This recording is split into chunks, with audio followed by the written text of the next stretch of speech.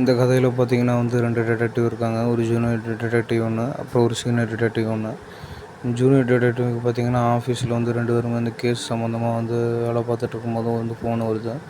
அந்த ஃபோன் பார்த்தீங்கன்னா வேறு யாரும் ஒன்றும் இல்லை, அவங்க ஒய்ஃப் கிட்டேருந்து தான் வீட்டில் வந்து ஃபோன் வருது. அப்புறம் நம்ம சீனியர் டிடெக்டிவ் கிட்ட வந்து பேசணும் அப்படின்னு வந்து சொல்கிறாங்க. ஆனால் ஃபோனை கொடுத்தோன்னே வந்து இவங்களும் வந்து ஃபோனில் பேச ஆரம்பிக்கிறாங்க. கடைசியில் பார்த்தீங்கன்னா நீங்கள் நல்லா இருக்கீங்களா, எல்லாம் நல்லா இருக்காங்களான்னு வந்து கேட்டுட்டு ஃபோனை வாங்குகிறாங்க. ஓனர் வந்து ஜூனியர் டிடெக்டிவ் வாங்கினதுக்கப்புறமா அவங்க ஒய்ஃப் வந்து ஃபோனில் சொல்கிறாங்க, கண்டிப்பாக சீனியர் டிடெக்டிவ் வந்து நம்ம வீட்டுக்கு வரணும் அப்படின்னு சொல்லிட்டு. அவங்க சொன்ன மாதிரியே பார்த்திங்கன்னா சீனியர் டிடெக்டிவ் ஜூனியர் டிடெக்டிவ் வந்து அவங்க வீட்டுக்கு வந்து கூப்பிட்டு வராங்க. கூப்பிட்டு வந்ததுக்கப்புறம் அந்த ஒய்ஃபோட வந்து இன்ட்ரடியூஸ் பண்ணுறாங்க. இன்ட்ரடியூஸ் பண்ணதுக்கப்புறமா வந்து கேஸ் விஷயத்தை பற்றி தவிர்த்து மற்றது வந்து எப்படி போய்ட்டுருக்கு, உங்கள் வேலை எல்லாமே சொல்லி வந்து விசாரிக்கிறாங்க. அப்புறம் காமெடியாகவும் ஃபன்னியாக வந்து பேசிக்கிறாங்க. அப்போ வந்து ஜூனியர் டிடெக்டிவோடைய ஒய்ஃபும் அப்புறம் சீனியர் டிடெக்டிவும் ஒருத்தர் வந்து மீட் பண்ணிக்கிறாங்க. மீட் பண்ணி வந்து நல்லா சென்ஸ் ஆஃப் ஹியூமரோட வந்து பேசிக்கிறாங்க. அதை வந்து ஜூனியர் டிடெக்டிவ் வந்து வாட்ச் பண்ணிகிட்டே இருக்கார்.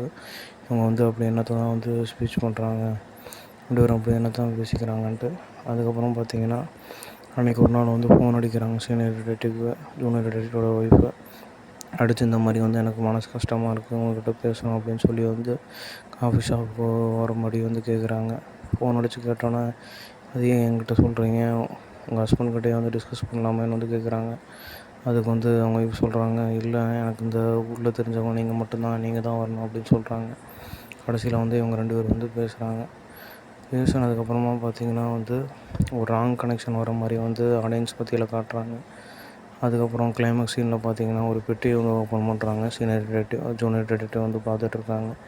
அந்த பெட்டிக்குள்ளே என்ன இருக்குன்னு ஓப்பன் பண்ணி பார்த்தோன்னா பார்த்திங்கன்னா வேறு என்ன இருக்குன்னு நீங்கள் நினைக்கிறீங்க, அது வந்து கண்டிப்பாக ஜூனியர் டிடெக்டிவோட ஒய்ஃபோட தலை தான் வந்து அந்த பெட்டிக்குள்ளே இருக்குது. அதை பார்த்து வந்து பயங்கரமாக வந்து ஷாக் ஆகுறாங்க சீனியர் டிடெக்டிவ். அப்புறம் ஜூனியர் டிடெக்டிவ்க்கு வந்து அது தெரிய வருது. அவங்களும் பயங்கரமாக ஷாக் ஆகுறாங்க. கடைசியில் வந்து நம்ம சீனியர் டிடெக்டிவ் வந்து கொண்டாங்களா, இல்லாட்டி வந்து இந்த கொலைக்கு வந்து யாருக்கு சம்மந்தப்பட்டிருக்கு, இந்த சைக்கோவை கொல்றாங்களா அப்படிங்கிறதான் வந்து கதையாக இருக்குது.